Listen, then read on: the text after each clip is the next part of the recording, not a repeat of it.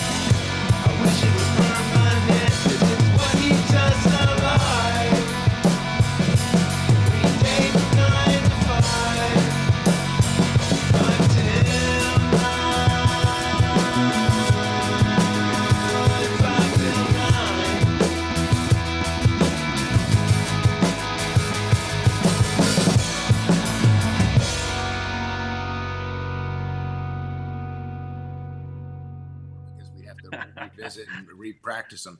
And then I think this record, some things, maybe it was just during COVID and what we were noodling on, but some things just came out pretty straightforward. And I think New Cure and Accent are those probably the highest examples. It's just kind of figuring out how you exist, kind of. It's like I figured out a new cure. It wasn't necessarily, it could have been drugs for somebody. It could have been massage. It could have been a new world view, like a way of looking at a way of looking at life, of looking at the place you're in. And so that is the intention of that song. Like, it's like, okay, I've got a new cure, and I wish it was permanent, but it's not. It's I know it's going to erode on me, but I'm backsliding. That's some of the lyrics, so because the new cure, there's not a cure, a magic cure. You're the cure. New Cure, to me, you said that Accident was a sad song. I actually think New Cure is a really dark song. Because of what Vince was just saying, which is the kind of human condition of constantly seeking for the new little extension of happiness or a cure, right? And how hard it is to find, how hard it is to maintain. I think one of my favorite lines in that song, I can't remember exactly how it goes, but it's like talking about, I have found a new cure, but it's taken all of my time. To maintain the cure, I'm actually having to spend all my time on the cure. All my time. And then that gets you thinking, God, what's the point of life if I'm just like here, trying to maintain this cure and not actually doing anything other than making myself feel all right. It's like, it's a really dark song to me, but also so existentially on the mark with how I think most Americans in our current culture feel all the time. Like, what's the next thing that's going to make me feel all right for a little while? It's like, it's kind of a big deal. The song Accident, I like that song. That's one of the songs, at least for me at my age, really taps into nostalgia or memory. Like, how many of us know that person who had it all, could do it all, but then it didn't work out? Yes. Most likely to succeed in your senior year in high school. Where is that person now? Or most athletic, or whatever it might be. I mean, those things are so temporary, and there are no guarantees in how things turn out in life, right? And so that song to me is like I have, you know, at least a half dozen people in my mind every time I play and hear that song. Same, Who I'm just same. like, God, I mean, that's just the way life is, right? I mean, you're and the crazy thing is when there is that person in a community, whether it's a school or a group of friends or whatever it might be, everybody talks about them all the time. Everybody's invested, everybody's excited.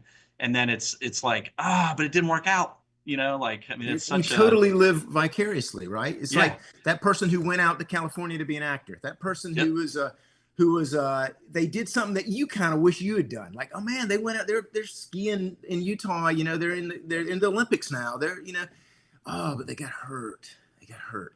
You know, or yeah, it didn't work out, or, you know. So it's a universal story. And Matt, once again, you say it better than I could say it. But you're exactly right. It's that and I think the lyrics are, everybody can relate, right? Everybody knows somebody yep, that has done that same, but you talk about them. It's like they lift the room up. It's like, this is the person you're still talking about, those people. Yeah. I know people, we got those friends that we when we get together, we're still talking about, man, so and so, man, they went out and they were, you know, they're still kind of a hero, even though it didn't work out.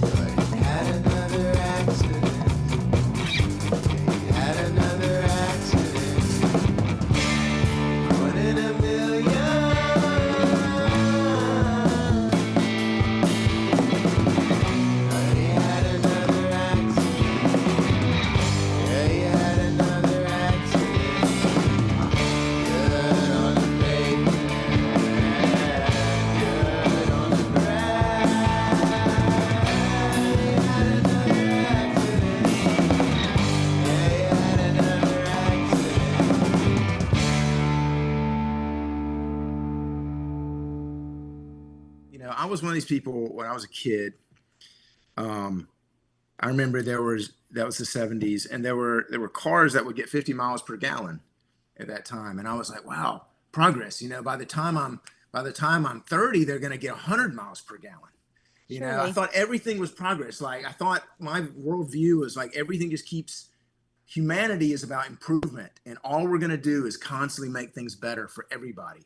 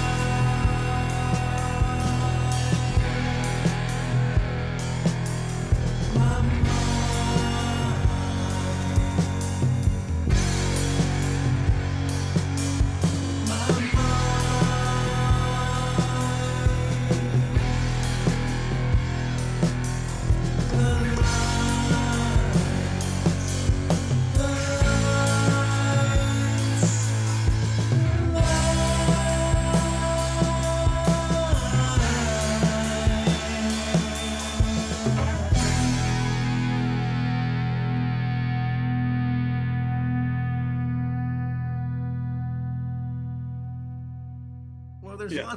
There's lots of little stories along the way where you just kind of get you get kind of smacked in the face like, wow, cars now get less mileage than they did. They get 25 miles a gallon. And what happened? Like, I thought we were on, where are electric cars and where's solar panels? We were talking about the solar panels in the 70s, and where's solar panels? And so I guess, all those things have been crumbling for a long time, but I think that was where it was just like, wow. And now I'm seeing active policy and active societal shifts toward the opposite of what makes sense to me. So I think that Robots record, not in entirety, but the general theme of that is kind of a little dystopia, right?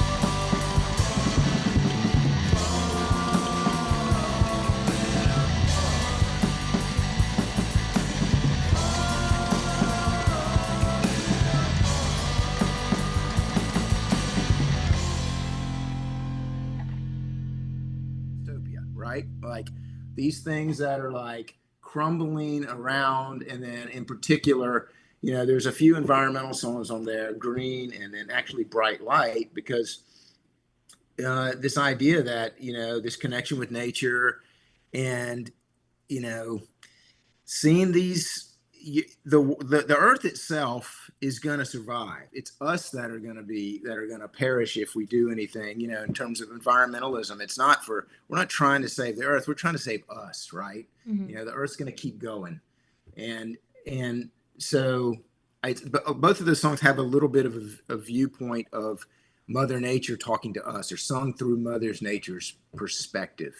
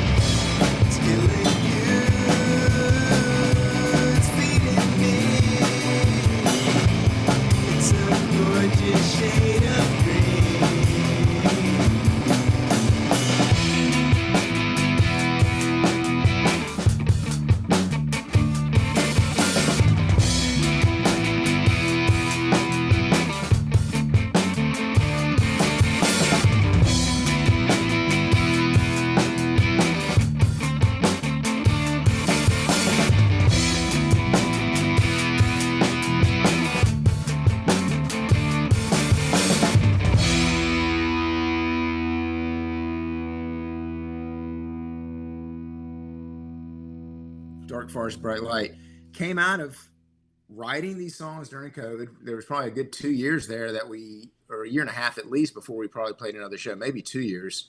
And then we've been working on those songs since. So, and then here we are back at a new presidency. And I feel that it's just kind of went full circle on us.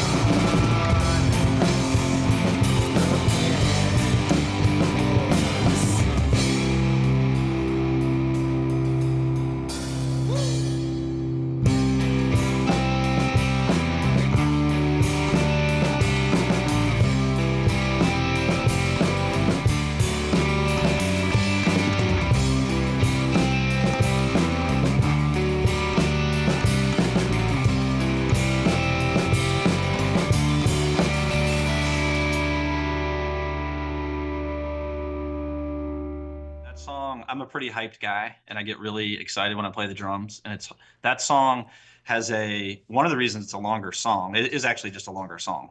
There's more to it, but one of the reasons it's a longer song is a very slow pace. And I will say the times we've played it live, that's the most difficult thing. Is like keeping the pace. Keeping the pace, yeah. It's real methodical. And the recording's good because we played to a click track. But I'll say of the 4 times we played it live, it's only gone well twice.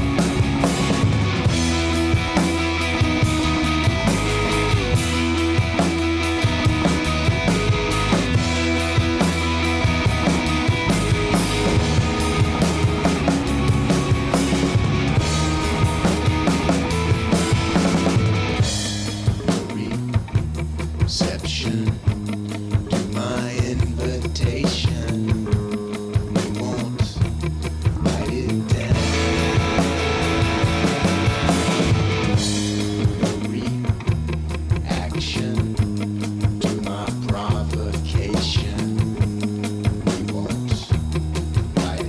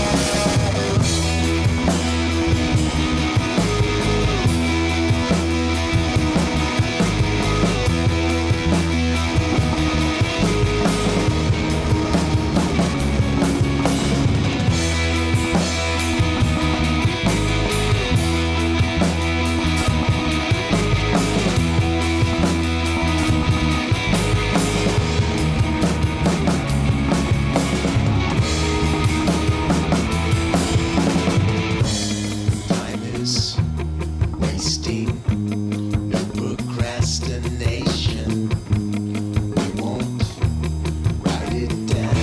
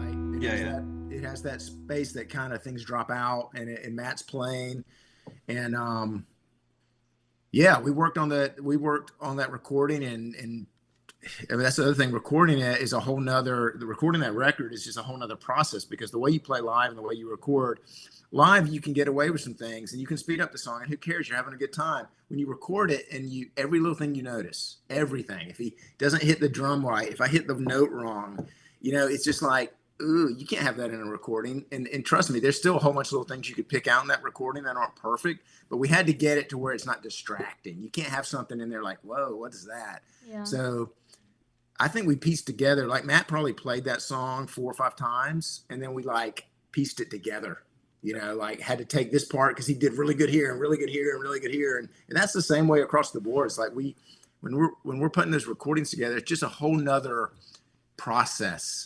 Recording and how you mix and put it together, and then playing live it's like 2 different things.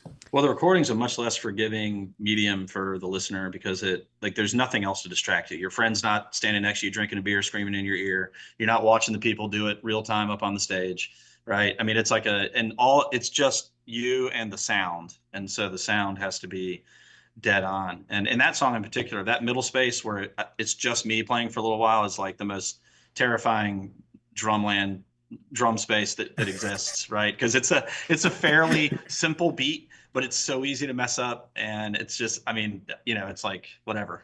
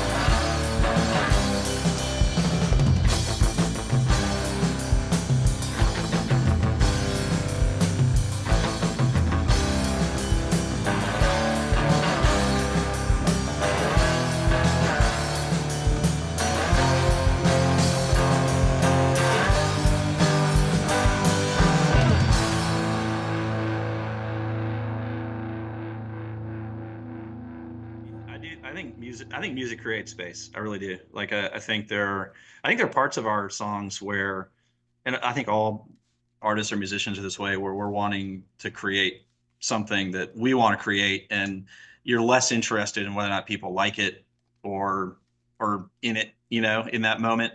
You just kind of do it anyways.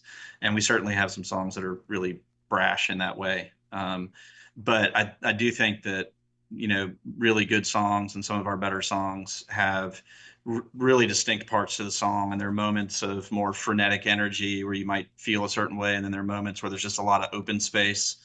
Those are some of my favorite moments in our songs, when we have these kind of lighter, airier, open parts to the song. They're really beautiful usually. And I think that really creates space for people. So I mean, I think just as for us as well, I'll speak for myself as a drummer. I think there are definitely moments where I care about the vibe and like bringing people in and letting them feel comfortable. And then there are other moments that want to feel a little prickly or kind of, push back, where it's like, this is it. Like, and I think that's really fun in music to think about. Yeah, the best songs almost always have a tension dynamic, the contrast between those quiet parts and those fast parts, those loud parts, they make you think about the change, and it makes it more engaging and emotionally affecting.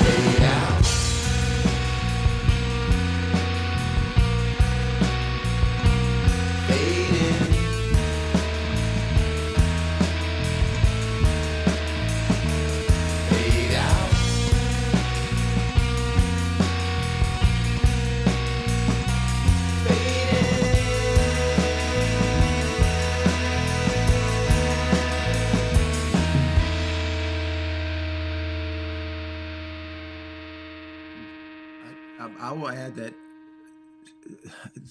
from the idea of recording songs, that the experience of the way it sounds and what the time you spend to try to get it. Okay, like there's some, punk bands that are recorded in a way that sounds like pop, or sounds like bubblegum pop almost. It's like, wow, you've taken this really aggressive music and you've made it, the way it's been packaged is not at all like a live show, not at all like maybe even these guys intended. They just went to some producer or went to some recording. And I think part of like when we're recording this, because we do it ourselves, part of it is like, how do we make this pull people in enough with the sounds that don't make them grating, but don't polish it in such a way that it's, I don't know, benign or something like. So the recording to me is exciting in that it's, I think the reason ours doesn't probably sound like anybody is we did it ourselves. We didn't go to somebody who has a way of doing the thing, and trying to place it in there somewhere in that space where it's like accessible enough, but not, but kind of, it kind of has the integrity of of the way we've performed these songs, if that means anything. Like it's a true kind of like adaptation of our songs.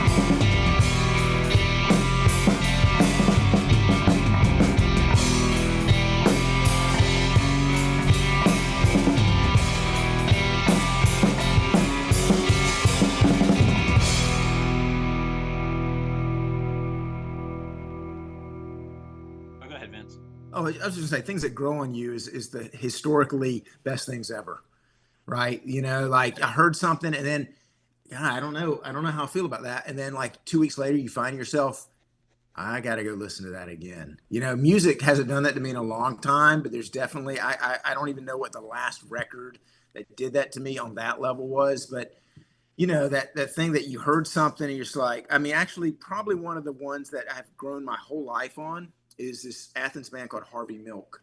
It's the sludgiest, gnarliest, weirdest combination of, song structure. Finley knows this band. Matt maybe knows this band, but Nah, it's one of those bands that Yeah. first time I saw them live, it almost repulsed me a little bit. And then even when I heard the recordings, they repulsed me a little bit. But then I just kept finding ways back into it, literally for 20 years. Like I would just go and I'd hear it. I'd be, I like this song now, this one song. And then next thing you know, I'm like, I like this whole record now. Like, how is this working on me like this? And now I'm probably one of their biggest fans out there, and it's just like, there's something about maybe it's authenticity, maybe it's the intention, maybe it's these guys just love what they're doing. And it takes you so long to come around to what they're doing and what they've been on for so long. And you find your way in it. And it's like, after that, it's like, wow, I found the key to this and I'm in there now. And I feel like these guys opened my world. And I think music, the very best music, does that. There's so many things that I'll say, yeah, that's good music, but it's good to the standards that we all already have established. That it's it's got the good hook. It's got a good, really cool guitar line. But the really special stuff is like, wow, that just opened the world for me. It's been a long time since that's happened.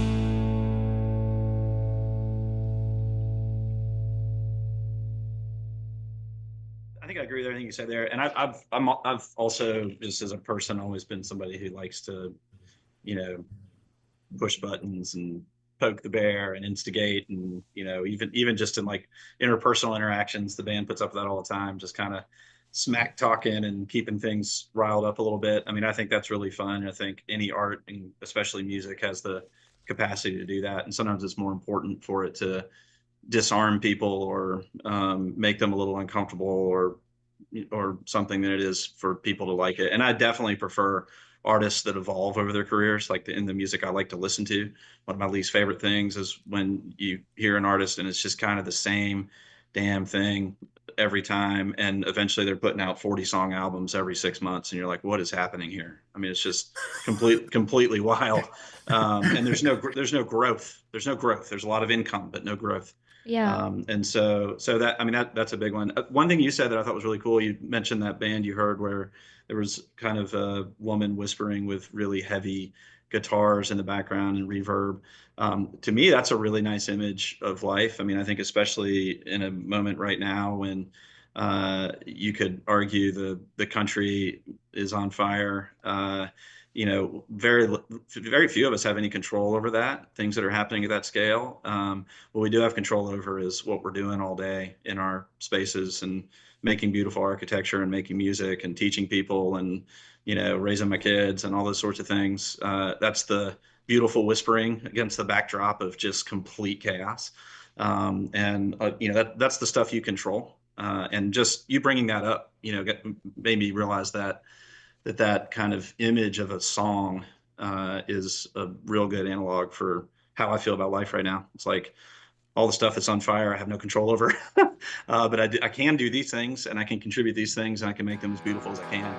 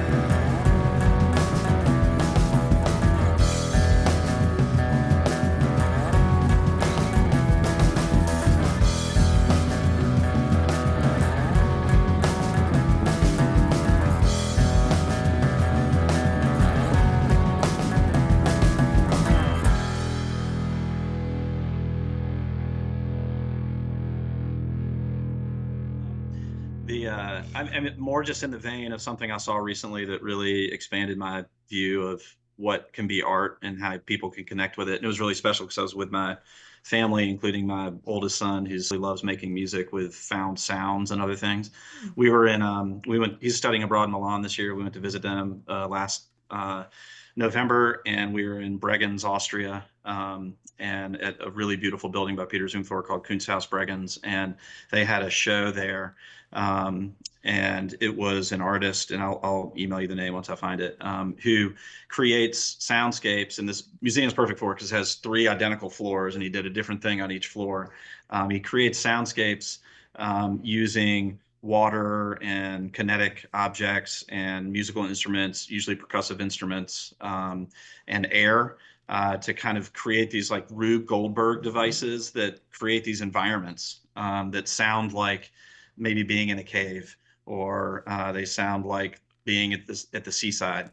And they're really wonderful, both at a macro scale, just being in the space and closing your eyes and listening to the sound, but then also at the micro scale, like walking over to each thing that's doing something a little different and trying to figure out how it's making the sound, how it contributes, if there's a pattern to any of it, right? I mean, it's just incredible. It just engaged us for hours, and was really spectacular and sometimes beautiful. And my son recorded it, each of the spaces. We had to leave, so we had to get him to leave eventually, and has used it to in some of the music he's made the last 2 semesters in a really beautiful way. So just really cool, collaborative, innovative thing.